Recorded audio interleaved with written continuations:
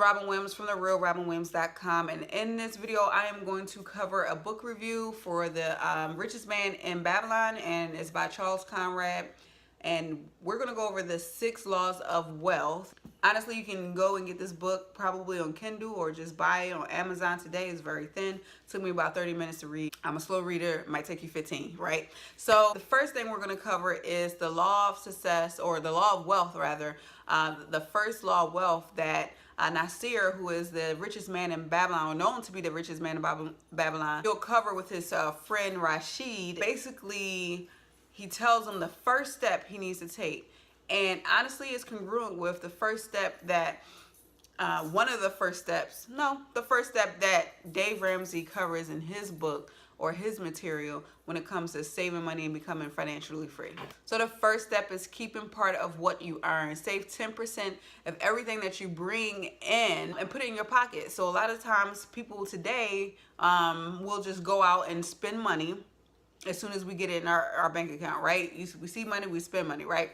And so if you start saving money, it will give you a way to just start getting ahead, right? Start getting ahead to where you have money in your account and you own that money, right? You own that money instead of giving it to creditors and stuff like that. You want to make sure you pay yourself first. The second law of success is to make sure that you put your money to work for you. Now, we all can do math, right? If we don't put our money into an account where we could actually grow some investment, if we don't invest into a business that is going to bring back money to us, right? Double our money, or even just bring back a nice chunk of investment, then our money is going to stay the same, or maybe even get it may even lose value over time if we don't put that money somewhere to invest it. So make sure that once you start saving money, you're putting your 10% away. You want to make sure some of the money that you're putting away, you're actually investing it. And one of the things that he covers as well is making sure you're investing it smartly and stuff like that. But we'll get into that later because that's in a different law of success. So let's go to law of wealth, rather, number 3. The third law of wealth is to avoid debt, right? As long as we keep putting things on credit, as long as we keep taking out loans and stuff like that, we're going to be a slave to those people, those creditors.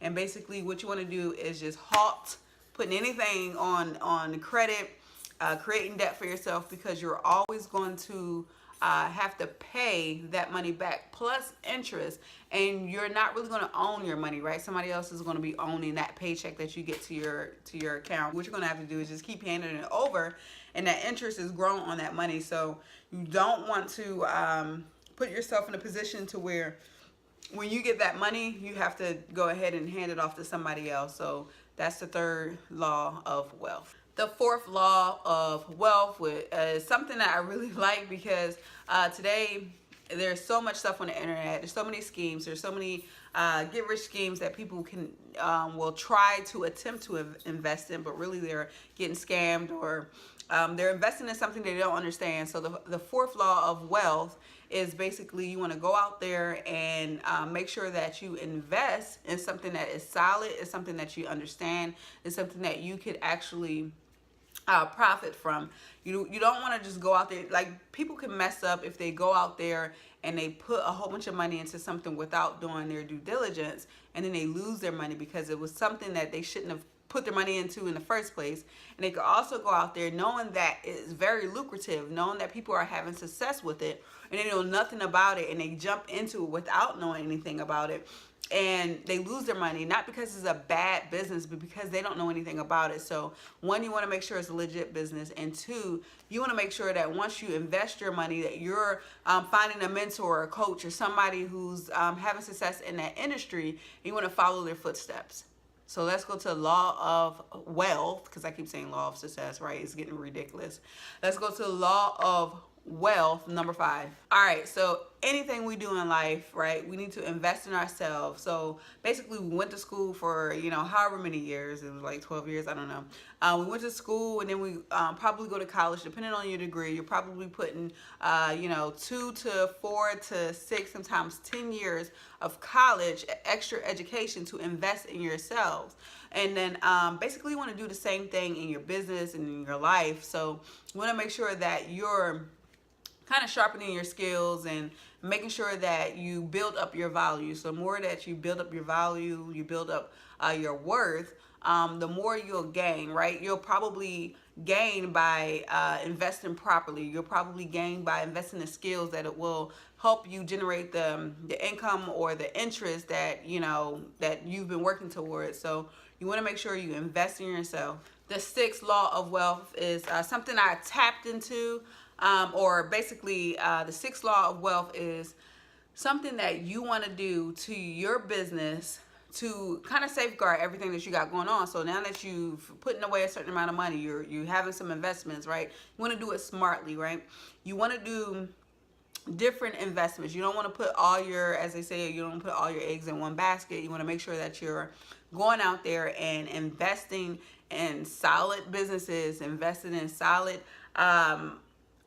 investments or whatever. And you want to make sure that you spread it out to where if something was to happen to one of them, all of your money isn't lost at the same time, right? And also they talk about insurance, right? So a lot of people, they don't have life insurance. And even though I personally don't think life insurance is a way to become rich or a way to, make a lot of money. It's an investment, but unfortunately it's an investment that if all of us had it, we will benefit from it, right? Because we all have to leave this earth, and I believe it's a way that you can secure your family, help your family financially, and in case something happens to you, or maybe even your spouse, so you can take out a policy, insurance policy on your spouse to help your family in case your spouse was to pass. So basically they touched on just make sure your investments were spread out and they were solid, and also invested in insurance policies. So those are the 6 laws of wealth, aka success, because I can't stop saying laws of success, that is covered in this book. Definitely pick this up. I thought it was a really good read. I don't read a lot of storybooks, right? So this was like my little storybook of the year. So basically, if you want more principles, you want to learn more principles on how to generate more income for you and your family working from home using a solid business like we talked about in this book, definitely click on the link at the top of the description of this video, and then or inbox me if you're watching this on Facebook. I'll point you in the right direction of something I'm using that's actually pointing me in the right direction to actually build my business online, as well as start a financial plan that's really going to take me and my family to next levels that I've only dreamed of. So basically click on the link at the top of the description of this video for more information, and I will get with you as soon as possible. See you on the other side. Peace.